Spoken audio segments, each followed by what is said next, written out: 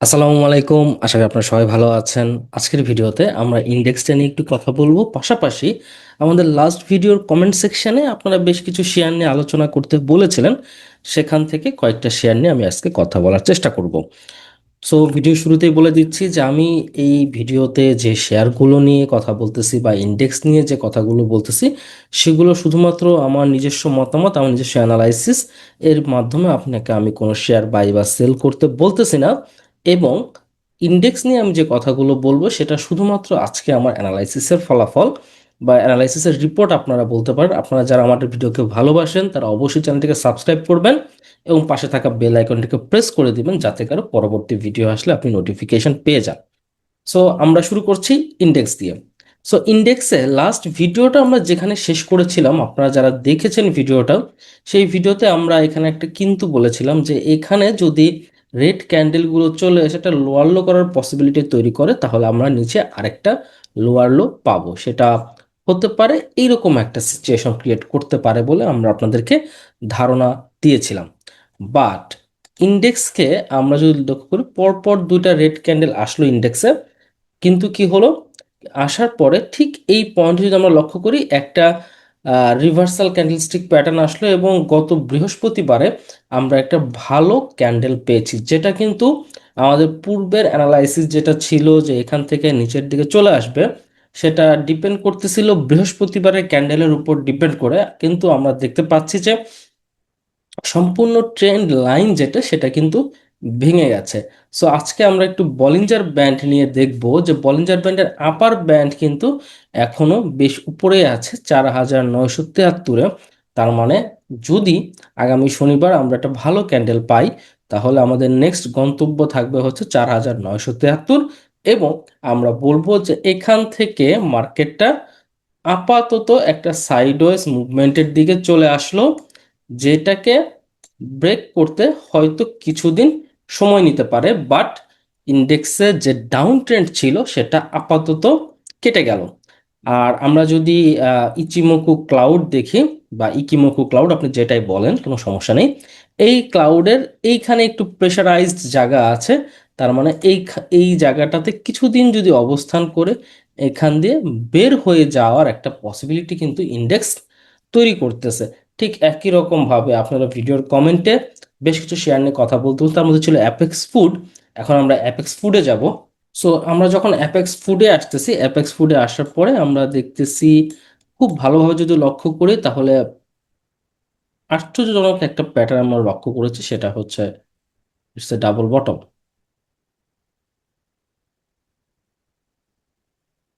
এটা হচ্ছে double bottom.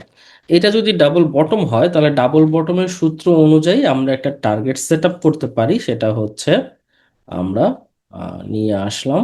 ওকে, fine. হ্যাঁ,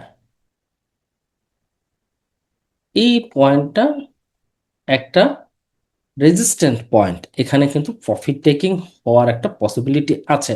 বাট আমি আপনাদেরকে সেই দিকে নিয়ে যাব না, নিয়ে যাব হচ্ছে অলরেডি যেটা হয়ে গেছে সেটার দিকে।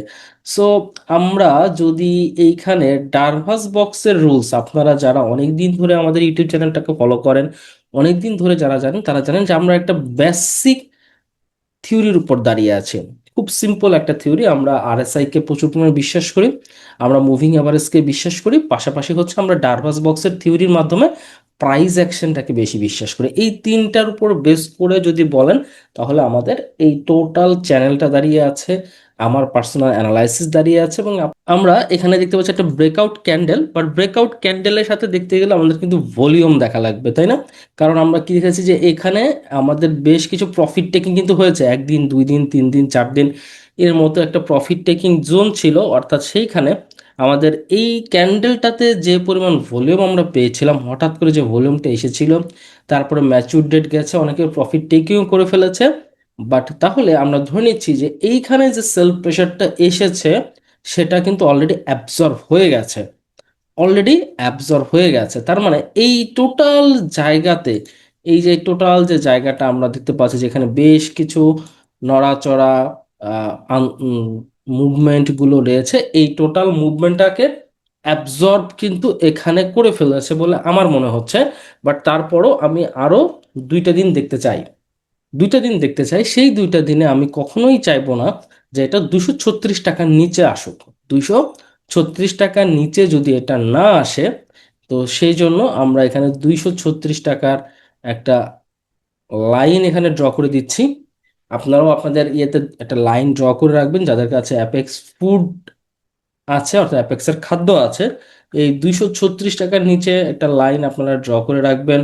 প্লাস যারা কিনতে চাচ্ছেন তারাও খেয়াল করবেন যে অ্যাপেক্স ফুড এই মুহূর্তে কেনা যায় কিনা। যদি 236 টাকার নিচে না আসে বা এখান দিয়ে যদি কোনো একটা পয়েন্ট দিয়ে ঘুরে যায়, আমরা যদি ক্লাউড দেখি, ক্লাউডে কিন্তু দেখবো যে আমরা একটু উপরে আছি, তাই না? ক্লাউডের মধ্যে আমরা বেশ উপরে আছি, বাট ক্লাউডের ভেতরে গেলে কি হয়, স্বাভাবিকভাবেই সেখানে কিছুটা সাইডওয়াইজ মুভমেন্ট করার একটা টেন্ডেন্সি থাকে, এর আগেও আমরা দেখেছি, বা একটু নিচের দিকে আসার একটা টেন্ডেন্সি ক্রিয়েট করে।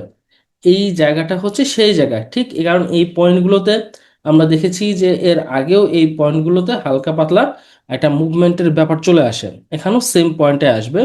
বাট যদি প্রাইস 236 টাকার নিচে না আসে বা এর আশেপাশে ঘুরতে থাকে, তাহলে কিন্তু আমরা অনেক দূর ট্রাভেল করব। এবং যেহেতু আমরা প্রাইস অ্যাকশনে বিশ্বাস করি এবং আমরা বিশ্বাস করি যে ইন্ডিকেটরগুলো শুধুমাত্র প্রাইস অ্যাকশনকে সাপোর্ট করে, বাট প্রাইস অ্যাকশনটা মার্কেটের সাথে তুলনামূলকভাবে অনেকটাই মুভমেন্ট করতে পারে।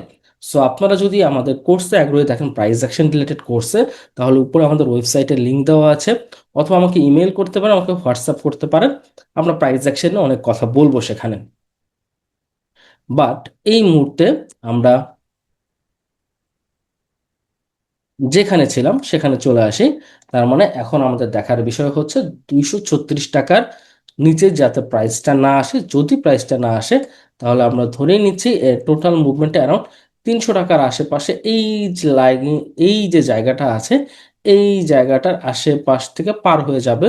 এবং আমরা এইখানে যে একটা সিচুয়েশন ছিল যেখানে অনেক দিন প্রাইস, কারণ আমরা এটাকে ব্রেক করে ফেলতেছি, কারণ এইখানে আমরা একবার হিট করেছি, পরবর্তী দ্বিতীয়বার আবার এখানে হিট করতেছি আমরা, এই জায়গাতে ঠিক এই পয়েন্টটাতে আছি আমরা। যদি এটাকে ব্রেক করতে পারি, তাহলে আমাদের নেক্সট মুভ থাকবে 300 এবং 310 টাকার লেভেলের দিকে। সো আমরা এখনই বলতে পারছি না যে এটা 300 টাকা বা 310 টাকা লেভেলের দিকে যাবে, বাট এইখানে ভলিউম কিন্তু প্রচন্ড পরিমাণে অ্যাক্টিভ আছে। আমরা ভলিউমকে অ্যাক্টিভ ভলিউম দেখতেছি, এবং এখানে কোনো ডিস্ট্রিবিউশন ভলিউম কিন্তু আসে নাই। ডিস্ট্রিবিউশন কোনো ভলিউম আমরা এখানে পাচ্ছি না। যেহেতু আমরা কোনো ডিস্ট্রিবিউশন ভলিউম পাচ্ছি না, কারণ ডিস্ট্রিবিউশন ভলিউম থাকলে ঠিক এই ভলিউমের আশেপাশে, যেমন ধরেন এই যে এইখানে দেখেন, এখানে ডিস্ট্রিবিউশন ভলিউমগুলো দেখেন, এই যে ডিস্ট্রিবিউশন ভলিউমের পরে এখান থেকে কিন্তু রিয়্যাক্ট করে এই যে এই ভলিউমটা হচ্ছে আপনার ডিস্ট্রিবিউশন ভলিউম, এখানে অ্যাবজর্ব করার চেষ্টা করেছে, কারেকশন নিয়েছে। তার মানে এইখানে যে বেসটা ছিল 43 টাকাতে, সেই বেসটা যখন ভেঙে গেছে, এটা রিটেস্টের মতো তৈরি করে আবার সেখান থেকে কারেকশন হয়েছে। ঠিক একই রকম ভাবে আমরা এখানে বলতেছি যে 236 টাকার নিচে যদি এটা না নামে, তাহলে এখানে আর কোনো সিচুয়েশন তৈরি হবে না। এখান থেকে আমরা ঠিক আপার লেভেলে ব্রেক করে যেতে পারবো। তো এই ছিল হচ্ছে অ্যাপেক্স ফুডস নিয়ে আমাদের আলোচনা। আমরা ইন্ডিকেটর নিয়ে আলোচনা করেছি, পরবর্তী টার্গেট লেভেল নিয়ে কথা বলেছি। এখন শুধু দেখতে হবে যে প্রাইসের মুভমেন্টটা আসলে কেমন করতেছে। প্রত্যেকটা দিনের ক্যান্ডেল হচ্ছে ইম্পর্ট্যান্ট। এরপরে আমরা কথা বলবো হচ্ছে আহ, রূপালী ব্যাংক নিয়ে। রূপালী ব্যাংক নিয়ে আপনারা জানতে চেয়েছিলেন। রূপালী ব্যাংক আমি বলবো যে ঠিক সিমিলার একটা পজিশন আমরা দেখতে পাচ্ছি, ডাবল বটম। ডাবল বটম হলে আমাদের খুব সংক্ষেপে টার্গেট পয়েন্টগুলো বলে দিব আমরা। এই যে এখানে দেখেন কিছুটা সাপোর্ট রেজিস্ট্যান্সের খেলা চলেছে, এখানে কি কিছুটা নয়েজ রয়েছে চার্টের ভেতরে, কোনো ক্লিয়ার ভিশন নেই, এখানে একটা নয়েজ আছে। ঠিক এই নয়েজের কাছেই কিন্তু আমরা টার্গেটটাকে ধরেছি। ভলিউম যদি দেখি, অবশ্যই একটা গুড ভলিউম তুলনামূলকভাবে, কিন্তু দেখেন এই জায়গাগুলোতে যেরকম ভলিউম ছিল, সেই ভলিউম কিন্তু এখনো আসে নাই। তার মানে আহ, এখন এই যে ফুল ফেজের ডিস্ট্রিবিউশন শুরু হয়ে যাবে বা হঠাৎ করে ভলিউম স্পাইক হয়েছে, এরকমও না। তার মানে রেগুলার ভলিউমের ভেতরে রেগুলার মুভমেন্টের একটা প্রেশার কিন্তু এখানে রয়েছে। রবিবারে যারা আমরা এখানে খেয়াল রাখতে চাই, সে তারা একটু খেয়াল রাখবো,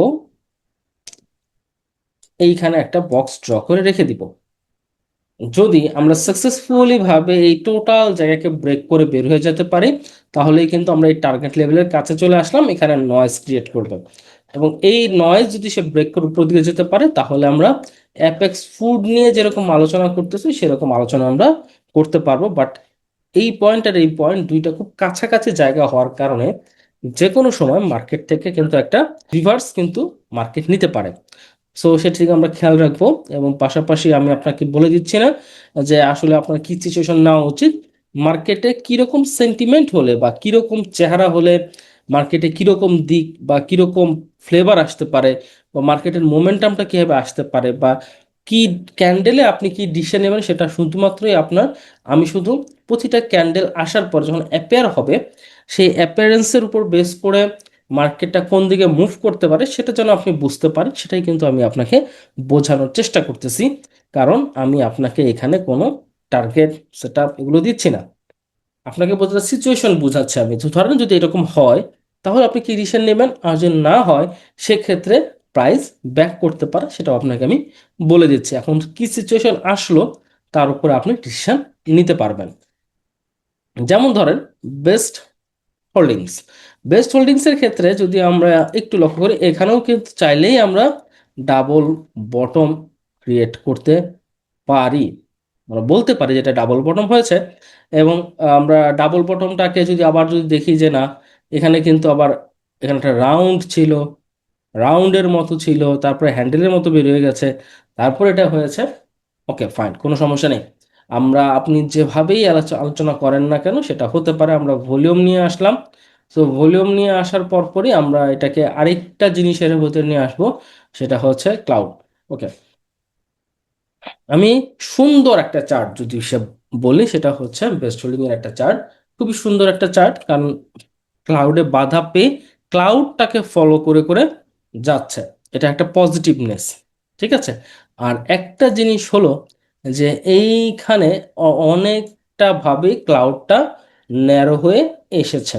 সো ক্লাউড ন্যারো হলে কি হয় আমরা সবাই জানি, মোটামুটি ভাবে বোঝার চেষ্টা করি যে এখানে একটা আলোড়ন হবে।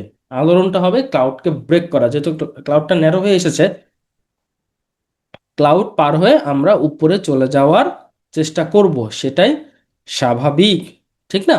কিন্তু আমরা এখানে কোনো গ্রিন কোনো কিছু দেখতে পারতেছি না। ছোট পরিসরে যদি একটা গ্রিন আসতো, যেমন ধরেন আমরা যদি এইখানে একটু দেই, এখানেও কিন্তু কোনো গ্রিনের আঁচ এখন আমরা পাই নাই, বাট আমরা আশা করতেছি।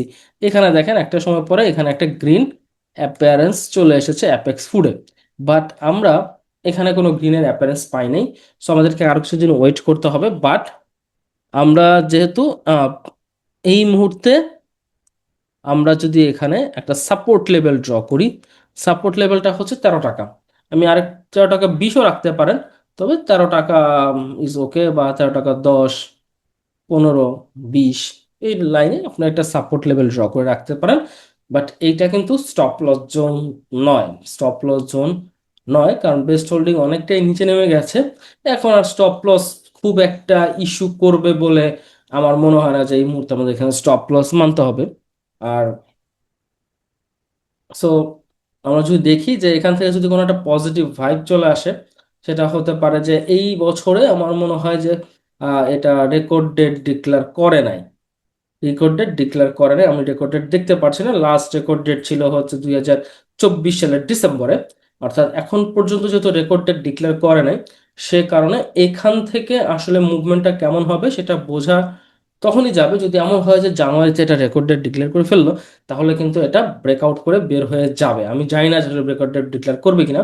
আর যদি ডিক্লেয়ার না করে, জিরো তো অন্তত ডিক্লেয়ার করা উচিত, তাই না? যদি জিরো আমি ডিক্লেয়ার করি, সো যেহেতু নিয়ন্ত্রণ সংস্থার একটা প্রেশার আছে, সো সেই প্রেশারের কারণে হলেও হয়তো বা আমরা এখান থেকে এটা রেকর্ড ডেটে সামান্য কিছু পরিমাণে ডিভিডেন্ড ঘোষণা করলেই এই স্টকটা মুভ করতে পারে। বাট আগেই আপনি যেহেতু সামান্য পরিমাণ ডিভিডেন্ড মুভ দিলেই এটা আমি মুভ করবে এই জন্য আমি কিনে ফেলবো, এটাও কিন্তু বুদ্ধিমানের কাজ নয়। আসলে মুভমেন্টটা দেখা দরকার।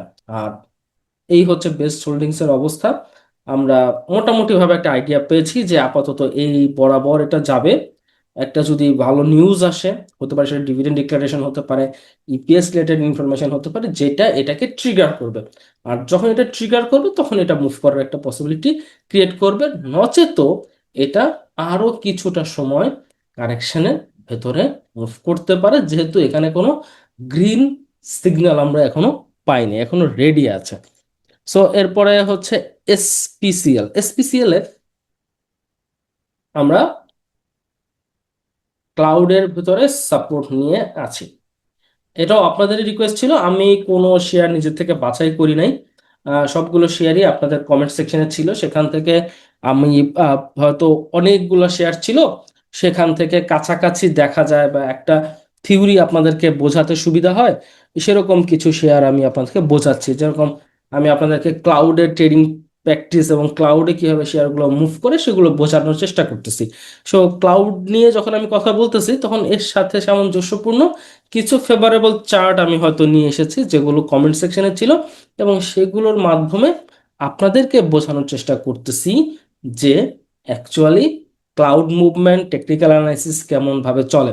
আমি এখানে কোনো রাজনৈতিক কথাবার্তা বলতেছি না, আমি বলেছি যে আমরা পিওর টেকনিক্যাল নিয়ে কথা বলছি। যেমন একটা মানুষের পক্ষে নিজের জব সেক্টরটাকে ক্লিয়ার করে বা জব সেক্টরটাকে কমপ্লিট করে টোটাল মার্কেট সম্পর্কে সারা দিনের খোঁজ খবর নিয়ে কোন শেয়ারের কি অবস্থা না অবস্থা, কোথায় কার নামে মামলা হলো, কার নামে কি হলো, কোথায় মার্কেটটা ট্রিগার করলো, কোথায় ইন্টারন্যাশনাল মার্কেটে কি হচ্ছে, কোথায় যুদ্ধ বাজতেছে, এত কিছু একজন সাধারণ মানুষের পক্ষে আসলেই মনে রাখা সম্ভব নয়। বাট যেটা সম্ভব সেটা হচ্ছে টেকনিক্যাল অ্যানালাইসিস, যেটা খুবই সিম্পল, খুবই সহজ। আপনি যদি একটু সময় দেন, একটু বোঝেন, তার মানে যত রাজনৈতিক পরিস্থিতি আছে, যত যা কিছু আছে, ম্যাক্সিমামটাই 90% চার্টের উপরে প্রভাব ফেলে, যেটা আমরা টেকনিক্যাল অ্যানালাইসিস দিয়ে বুঝতে পারি।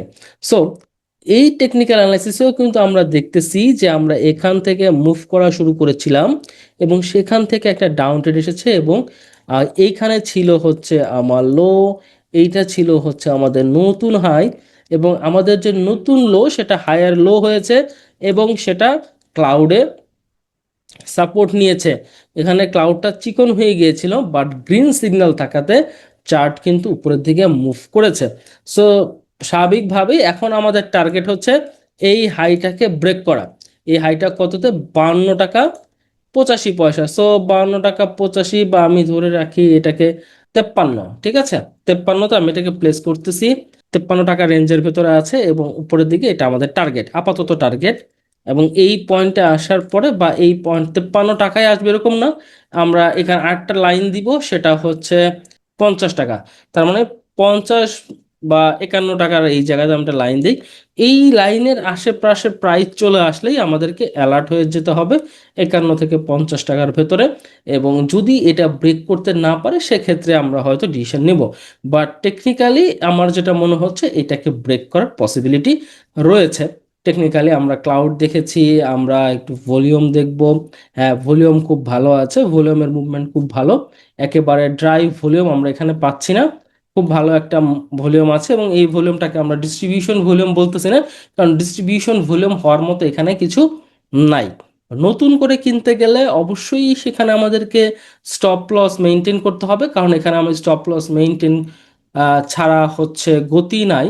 তো এই মুহূর্তে যদি আমরা জানি যে একটা আদর্শ স্টপ লস হচ্ছে যে আপনি যদি দুইটা ইস্যু থাকতে পারে, আপনার ট্রেডিং প্র্যাকটিস কেমন, আহ, ধরেন আমি আপনাকে শেখাচ্ছি, শেখানোর জন্য হচ্ছে যে আপনার ট্রেডিং প্র্যাকটিস যদি এমন হয় যে আপনি একবারে ফুল লটে কিনেন, ফুল লট বুঝেন তো, যে আপনার 1000 শেয়ার আছে কিনে ফেলবেন, আপনি এই পরবর্তী এই শেয়ার আর কোনো শেয়ার কিনবেন না।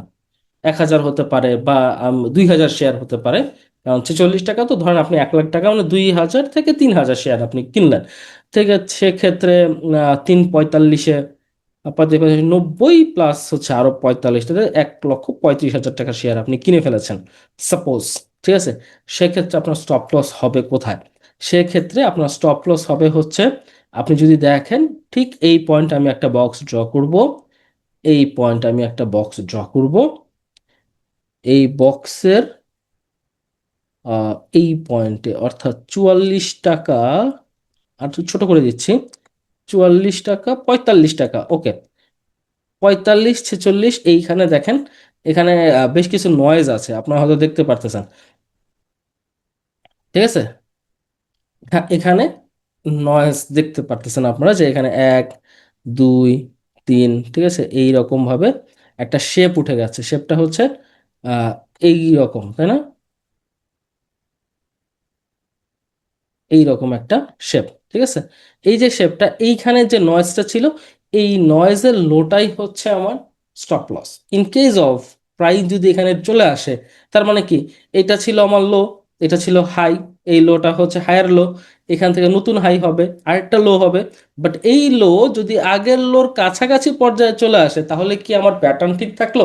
খুব বেসিক, কিন্তু টেকনিক্যাল অ্যানালাইসিসের খুবই বেসিক একটা পার্ট এটা, যে সব সময় মার্কেট হায়ার লো এবং হায়ার হাই করে মুভ করবে।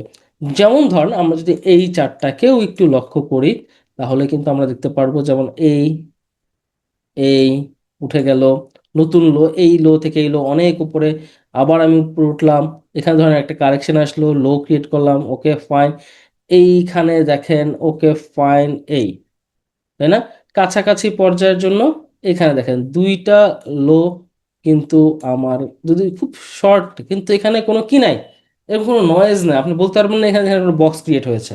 ঠিক আছে, তার মানে এইখানে এইখানে ইজ ওকে, কারণ আগের ক্যান্ডেল বেশ কয়েকটা এখানে মুভ করেছে, এখানে একটা নয়েজ সেকশন আপনি বলতেই পারেন, যে এখানে একটা প্যাটার্ন ক্রিয়েট করেছে, তাই না? এখানে কিন্তু একটা প্যাটার্ন ক্রিয়েট করেছে। যদি আপনার সেই দিব্য দৃষ্টি থাকে, তাহলে আপনি বুঝবেন যে এখানে একটা প্যাটার্ন ক্রিয়েট ছিল, যে কারণে ক্যান্ডেলগুলো পাশাপাশি অবস্থান ছিল। এইখানে কিন্তু সেটা নাই, এটা নাই কেন? অলরেডি সেই প্যাটার্নটা ব্রেক করে উপরের দিকে চলে গেছে। সো আপনি যখন লো গুলোকে কানেক্ট করবেন, তাহলে ছোট প্যাটার্নগুলোকে আপনি ধরতে পারবেন, ছোট প্যাটার্নগুলোকেও আপনি ধরতে পারবেন। আর যদি ধরতে না পারেন, তাহলে এই যে এরকম ভাবে আপনাকে ধরতে হবে, যে আপনি 44 টাকার আশেপাশে আপনি স্টপ লস ধরুন, যদি আপনি এক লটে কিনেন। এখন আপনি মাল্টিপল লটে কিনতে চান, 1000 কিনেছেন, সেক্ষেত্রে কি হবে? ওকে ফাইন, সেক্ষেত্রেও সেম স্টপ লসই হবে। সেম স্টপ লস হলেও আপনি দেখলেন যে এখান থেকে চলে আসলো, এইখানে চলে আসলো, আপনি সেল দিবেন না, আমি আপনাকে বলতেছি, ট্রেডিং শেখাচ্ছে, ঠিক আছে, এখানে আমি আপনাকে বলতেছেন আপনি সেল দেন। ঠিক আছে, সো এখানে যিনি 3000 লটে 3000 পিস কিনে ফেলেছেন, বা ফুল লট কিনে ফেলেছেন, বা 1000ই ধরেন আপনার ফুল লট, আপনি শেয়ার আর কিনবেন না, কোনো সময় কিনবেন না, আপনি এটা দিয়ে ট্রেডিং করে যা পান, আপনি অলরেডি স্টকে 46,000 টাকা ইনভেস্ট করে ফেলেছেন, আপনি আর ভেতর কোনো শেয়ার ইনভেস্ট করবেন না। সাপোজ, কথার কথা, 47,000 টাকা আপনার ইনভেস্ট হয়ে গেছে, 47, 48 এক্সট্রা, ঠিক আছে, আপনি আর কিনবেন না, তাহলে আপনার স্টপ লস বুক করে ফেলতে হবে। It is trading plan. Investment, okay fine, আপনি আসেন, নিচে নামো, সাপোজ নিচে নামতেছে, আমি জানি না নিচে নামবে কিনা, ঠিক আছে, টেকনিক্যাল অ্যানালাইসিসে হ্যাঁ আমি এটা হতে পারে, এটা হতে পারে, এটা হতে পারে, এটা প্রেডিকশন করা যায়, যেমন আমি ট্রুথই বলো, যে লোয়ার হ্যাঁ এটা উপর দিকে চলে যাওয়ার পসিবিলিটি সব থেকে বেশি। বাট ইন কেস যদি এটা ভেঙে নিচেতে চলে আসে, সেক্ষেত্রে আমার হাতে টাকা থাকলে আমি এই লসটা চাইলে বুক নাও করতে পারি। আমি এখানে এসে দেখবো যে কোথায় আবার সাপোর্ট নেয়, কোথায় আবার সাপোর্ট নেয়, যেখানে সাপোর্ট নিবে ওইখানে আমি আবার কিনবো। তাহলে এখান থেকে এখানে আমার এবারে চলে আসবে মাঝখানে, সাপোজ, ঠিক আছে, মাঝখানে আবার কিছুদিন আমি ওয়েট করলাম, সাইডওয়েজ সাইডওয়েজ সাইডওয়েজ যাচ্ছে, ঠিক আছে, আমি সাইডওয়েজ দেখেই কিন্তু কিনেছি, সাইডওয়েজ সাইডওয়েজ, তারপর আস্তে করে মুভ করা শুরু করলো, নাও আমি আবার কিছু কিনলাম, এই পর্যায়ে চলে আসলো আমার এভারেজ প্রাইস। এখন সেটা এই ক্লাউডের কাছে যে রিট্রেস নেক, আমি প্রফিট বুক করতে পারবো, অথবা এটার এই উপরে চলে গেলে তো চলেই গেল, ডবল বটম করে 161% ফিবোনাচির লেভেল পর্যন্ত টাচ করে ফেললো, আমি তো প্রফিট বুক করেই ফেলবো। ইন কেস যদি না হয়, সেখানে যে করে আমি সবসময় পছন্দ করি একবারে শেয়ার না কিনে ধাপে ধাপে ধাপে 2 থেকে 3 ধাপে শেয়ার কিনতে, এটা আমার নিজস্ব প্র্যাকটিস। ঠিক আছে, এবং আমার সাথে যারা কোর্সে পার্টিসিপেন্টস আছেন, তাদের সাথে আমি সবসময় শেয়ার করি, যে আপনারা সবসময় চেষ্টা করবেন ধাপে ধাপে শেয়ার, আপনার কাছে টাকা থাকতেই পারে, আপনার কাছে মনে হতেই পারে যে টাকা যেহেতু আছে, একটা একটা বড় অপরচুনিটি আমি মিস করতেছি, ব্যাংকে ফেলে রাখলে, একদিনও ফেলে রাখলেও তো কিছু টাকা পেতাম, তাহলে আমি এখানে টাকা ফেলে রাখতেছি। বাট ইন ট্রেডিং, টাকাটাকে নিয়ে বসে থাকাও একটা position, it's a part of trading, it's a part of trading, টাকা হাতে নিয়ে বসে থেকে সঠিক সময়ের জন্য সঠিক জায়গায় ইনভেস্ট করা। শুধু যে আমি আপনাদের চার্ট দিয়ে আসলে অ্যানালাইসিস করছি তা না, আমি আপনাদেরকে পড়াচ্ছি, বোঝাচ্ছি। তার মানে আপনার বোঝার ইচ্ছা আছে, আপনার শেখার ইচ্ছা আছে, অথবা আপনি আপনার শেয়ার নিয়ে বা আপনার ট্রেডিং প্র্যাকটিস নিয়ে আপনি আর একটু উন্নত করতে চান। এবং এই আমরা যারা ভিডিও তৈরি করি তাদের একটা দায়িত্ব, শুধুমাত্র স্টক নিয়ে আলোচনা করলেই তো শেষ হয়ে যায়, 5 মিনিটে একটা ভিডিও শেষ হয়ে যায়, কিন্তু আপনাদেরকে বোঝানোটা হচ্ছে আমাদের রেসপন্সিবিলিটি। সো আমরা বুঝতে পেরেছি এখন আমাদেরকে কি কি করতে হবে। সো ড্যাফোডিল ছিল আমাদের একজনের চয়েসে। সো ড্যাফোডিলে আসলে আমি দেখেছি এটা ক্লাউডের খুব কাছে অবস্থান করতেছে। আমি এর থেকে ভালো কোনো প্যাটার্ন খুঁজে পাইনি, আপনার চোখে যদি পড়ে তাহলে আপনি দেখতে পারবেন ক্লাউডের খুব কাছাকাছি আছে এবং এদিক থেকে বের হয়ে যাওয়ার চেষ্টা করবে মনে হচ্ছে। বাট আরো কিছু দিনটা গেলে যদি এখানে কোনো গ্রিন চলে আসে চলে আসে তাহলে তো বেটার, তাহলে আমরা ক্লাউড ভেঙে বের হয়ে যাব। তারপরে এখান থেকে, যেহেতু এখানে একটা ট্রায়াঙ্গেল হয়েছে, এটা একটা পজিটিভ সাইন। অনেক নিচে এসে ট্রায়াঙ্গেল হলে এটা একটা পজিটিভ সাইন। আর এবং আমরা যদি ড্যাফোডিলে দেখি, এটা হিস্টোরিক্যাল লো আমরা বলতেই পারি, বেশ নিচে এই যে লেভেলে সেই 18 সালের কাছাকাছি পয়েন্টে এটা চলে এসেছে, ঠিক আছে। সো এখান থেকে এইটার মুভমেন্টটা আমরা এখনো শিওর ভাবে বলতে পারছি না, কারণ ক্লাউডে কোনো গ্রিন নাই, ক্লাউড ব্রেক করে নাই, ক্লাউডে অনেক কিছুই হইতে পারে। যেমন ধরেন এই যে এখানেও তো এরকম প্যাটার্ন হয়েছিল, আপনারা বলতেই পারেন যে খুবই চিকন হয়ে এখান থেকে উঠে ক্লাউড ব্রেক করে ফেলেও ছিল, পরবর্তী কিন্তু আবার ক্লাউডের ভেতর ঢুকে গেছে। সো এই প্যাটার্নটাকে আমলে নিলে আমার মনে হচ্ছে যে ড্যাফোডিলে আমরা যারা আছি নতুন করে পজিশন বাড়ানোর কোনো দরকার নাই। আপনি ড্যাফোডিলে যদি থাকেন নতুন করে পজিশন বাড়াবেন না। আর যারা কিনতে চাচ্ছেন, যাদের কাছে মনে হচ্ছে যে হ্যাঁ আমি কিনতে চাই ড্যাফোডিলে এই মুহূর্তে আমি কিনে ফেলবো কিনা, তাদেরকেও বলবো যে এই মুহূর্তে আসলে আহ, যেহেতু কোনো পজিটিভ সাইন আমি পাচ্ছি না, পজিটিভ ভাইব আমি পাচ্ছি না, সেক্ষেত্রে আমি আমার চার্টে ঠিক এইরকম ভাবে একটা ট্রায়াঙ্গেল ড্র করে রাখবো এবং ট্রায়াঙ্গেল ড্র করে আমি দেখার চেষ্টা করব এই ট্রায়াঙ্গেল প্যাটার্নটি ব্রেকআউট করতেছে কিনা। যে কোনো একদিকে হতে পারে, সেটা উপরের দিকে ব্রেক করে গেল, উপরের দিকে ব্রেক করে গেলেই কি আমি কিনে ফেলবো? অবশ্যই না। আমার কিন্তু এই পয়েন্টটাতে একটা রেজিস্ট্যান্স পয়েন্ট আছে, দেখেন ঠিক এই পয়েন্টে একটা রেজিস্ট্যান্স পয়েন্ট আছে। আপনার ব্রেকআউট হওয়ার পরে যদি এই পয়েন্টের আশেপাশে মুভমেন্ট দেখে, ভলিউম দেখে, ইন্ডিকেটরগুলোর মুভমেন্ট দেখে, আরএসআই দেখে যদি আপনার মনে হয় যে হ্যাঁ এটা একটা প্রফিটেবল হতে পারে, কারণ এই রেঞ্জেই কিন্তু আপনার ক্লাউড রয়েছে, ক্লাউড ভেঙে যদি বের হয়ে যেতে পারে, ক্লাউড পার করে ফেলতে পারে, এবং তারপরে যদি এটা উপরের দিকে উঠতেই থাকে, তাহলে আপনি প্রতিটা ক্যান্ডেলকে সাপোর্ট ধরে ট্রেইলিং স্টপ লস মেনটেন করে কিন্তু আপনি এটাকে ট্রেল করতে পারেন। তো মোটামুটি আমি মনে হয় আপনাকে বোঝাতে পেরেছি, আমি চেষ্টা করেছি আমার দিক থেকে যতটুকু বোঝানোর। আশা করি আপনারা বুঝেছেন। আজকের মতো এই পর্যন্তই। আপনাদের আরো কোনো শেয়ার নিয়ে আলোচনা থাকলে আপনারা আমাদের সাথে যোগাযোগ করতে পারেন, নিচে কমেন্ট করে লিখতে পারেন আমরা এই শেয়ার সম্পর্কে আলোচনা শুনতে চাই এবং সেই শেয়ারগুলো নিয়ে আমরা কথা বলবো। তো আজকে ছিল এই পর্যন্তই। সবাই সুস্থ থাকবেন, ভালো থাকবেন। আল্লাহ হাফেজ।